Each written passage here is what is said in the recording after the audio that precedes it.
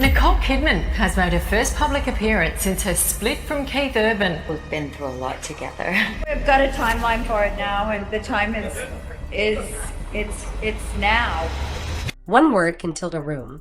Keith Urban stepped back under the lights. He bent a familiar line and the air changed. No public statement.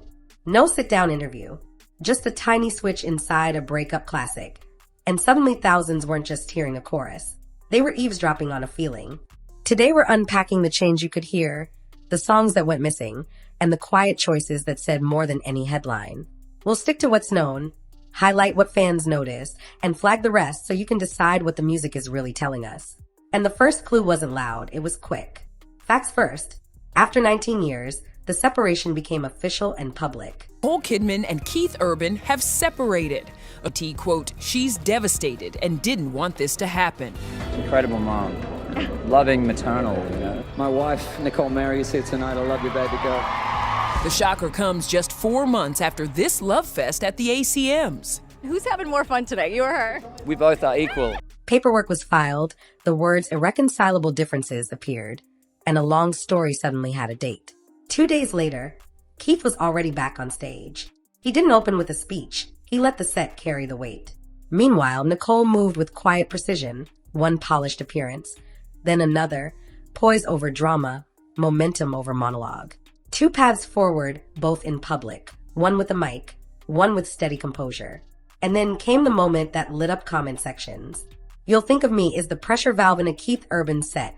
Familiar, elastic, built for live emotion. This time, the elastic snapped. Where the studio lyric leaves space, the live version landed as "Take your stupid bullsht reasons." Not a tantrum, a sigh with teeth. The clip burned through feeds. Some heard a message he avoided in print.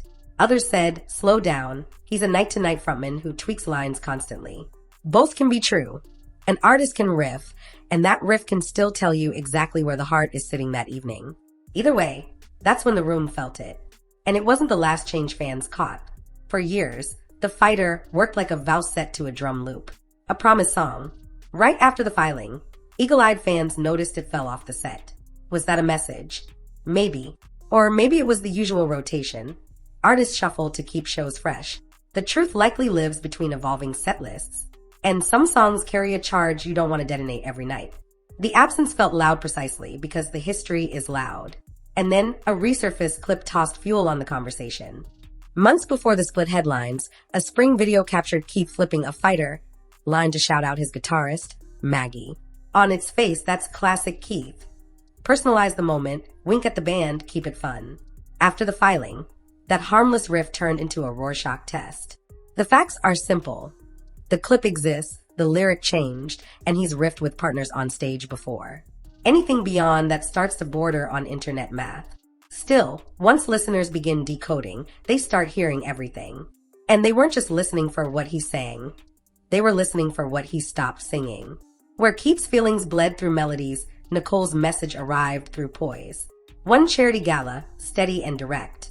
Then a Fashion Week appearance, measured, assured, focused on work and her daughters. No sharp quotes, no messy edges, just forward motion.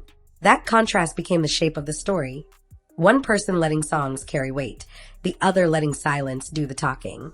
And a piece of context from earlier in the year made it all feel even more human. In a tour doc film months earlier, Keith called the road lonely and miserable. Not a dig at anyone. An honest snapshot of the grind that eats sleep, home, and ordinary days.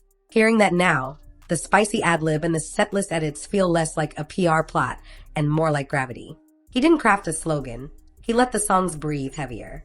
Which brings us to the part most videos skip past, the center of gravity that steadies everything. 2 names steady this entire story: Sunday Rose and Faith Margaret. Sunday arrived in 2008. Faith followed in 2010 by a gestational carrier. Nicole also has 2 older children from her marriage with Tom Cruise, Isabella and Connor.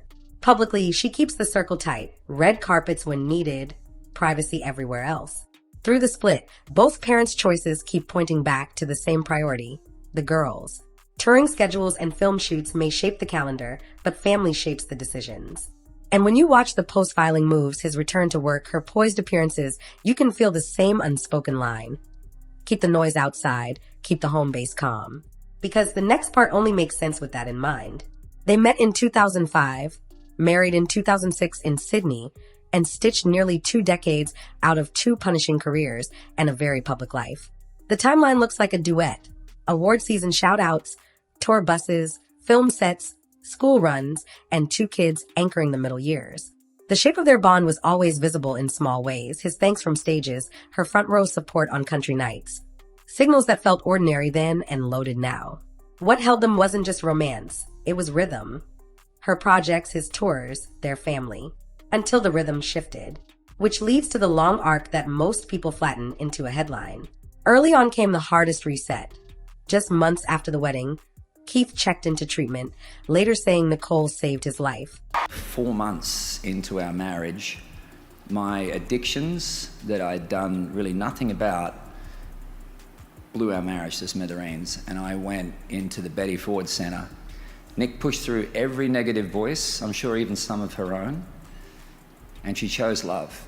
Family formed soon after. 2008 and 2010 turned a house into a home between shoots and shows. The 2010s were a groove. She built a prestige TV lane alongside films. He stacked hits and arenas. The pandemic slowed the world, but not their work. By the mid-2020s, the calendars were dense again. The kind of busy that phrase, even steady lines. Read together, their history doesn't look like a tabloid twist. It looks like 20 years of push, pull, and recommitment until it wasn't. And when a story that long changes shape, people always ask the same question. What about the stakes? 2 careers like these aren't just jobs, they're ecosystems. Nicole's side isn't one stream. It's films, limited series, producer credits, brand partnerships, and long-term relationships with directors and studios. Keith's isn't just ticket sales, it's touring, festival top lines, TV presence, syncs, songwriting splits, catalog streaming, merch, and the unseen engine, a crew whose livelihoods ride on the bus with him. That scale changes how decisions land. A canceled week isn't just time off. It's rescheduling trucks, reprinting routing, moving per diem, negotiating venue holds, and hoping the weather doesn't wipe out your makeup date. A greenlit series isn't just another role. It's months of location living, a stunt team, a showrunner's calendar, and an entire production counting on your health, your sleep, your focus. Add 2 kids, 2 continents of family, and real estate that doubles as a workplace and sanctuary, and the logistics alone would make most people lie down. Money talk is slippery. Public net worth, numbers are guesses. But directionally, you're looking at 2 empires that took decades to build. The value isn't just cash, it's leverage. It's the ability to say yes to the right art and no to the wrong chaos. It's owning enough of your schedule to be at the school thing on a Tuesday and still headline Saturday night. And when a marriage like that shifts, the stakes feel huge not because anyone's counting dollar signs, but because you're recalibrating the machine that lets the art and the parenting coexist. There's another layer people miss: reputation equity. Both of them are known for professionalism. Crews talk, bands talk, directors talk. When they show up prepared, kind, and on time, that becomes currency and it protects the team beneath them. That's why the recent moves look the way they did. He kept working, she kept it polished. Not because feelings were small, but because a lot of people stand on the platform their names built. So when you hear a vow song vanish from a set list or see a carefully chosen appearance instead of a messy quote, remember what's underneath. A career is art plus infrastructure. Change one and the other wobbles. They did what pros do. They made choices that preserved the work and the kids first, which is exactly where the next section picks up. The personal fight he's talked about in plain words since day one. From the first chapter of their life together, Keith never pretended the fight was over. Right after the wedding, he checked into treatment, then said out loud what many artists keep private. He needed help, and he got it. That honesty became a pattern. Interviews over the years traced a careful balance, gratitude for the life and the love, plus a clear-eyed view of how the job can chew through quiet moments. Stadium lights feel like sunshine. The hour after a show can feel like midnight even when it's noon. Inside the marriage, the struggle wasn't a movie montage. It was maintenance, routines, guardrails, a circle of people who could tell the difference between tired and not okay. He built rituals around the road, gym time, guitar time, FaceTime with the girls to keep the days from turning into one long blur. Some nights that worked. Some nights the blur won. He said it himself in that tour doc filmed before any headlines. The road can be lonely and miserable. That wasn't drama, it was data. Nicole's role in that landscape was anchor and mirror. She was the person who could ask the hard question without raising her voice. The one who believed in the version of him he was fighting to hold onto. Father first, artist second, everything else far behind. But love can't cancel gravity. When schedules stack and time zones stutter, even strong systems wobble. 2 kids to protect. 2 careers to run. 1 home base to defend against the noise. What he didn't do matters, too. He didn't spill private pain into tabloids. He didn't launch blame grenades. He worked. He played. He kept the songs coming even when the smile didn't reach his eyes. That's why the recent live moments hit so hard. The polish slipped just enough to show the scaffolding. Sobriety work, self-discipline, creative obsession, a father keeping the center steady for 2 little hearts who didn't ask for any of this. If the shows felt heavier, it's because the weight finally had a sound. And that is the simplest reading of his new stage energy. Not petty, not performative, protective. Protect the girls. Protect the work. Protect the progress he fought for since day one. When a vow song drops from the encore, maybe it isn't a message to anyone else. Maybe it's a promise to himself. Keep going, keep clean, keep honest. The internet likes villains.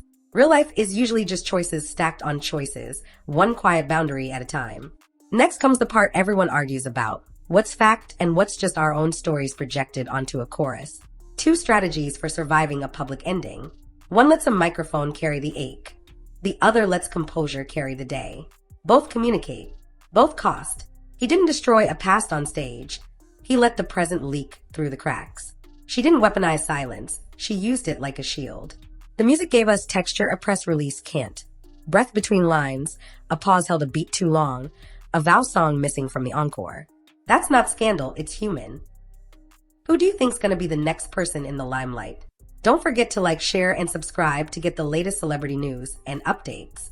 I'll see y'all on the next one.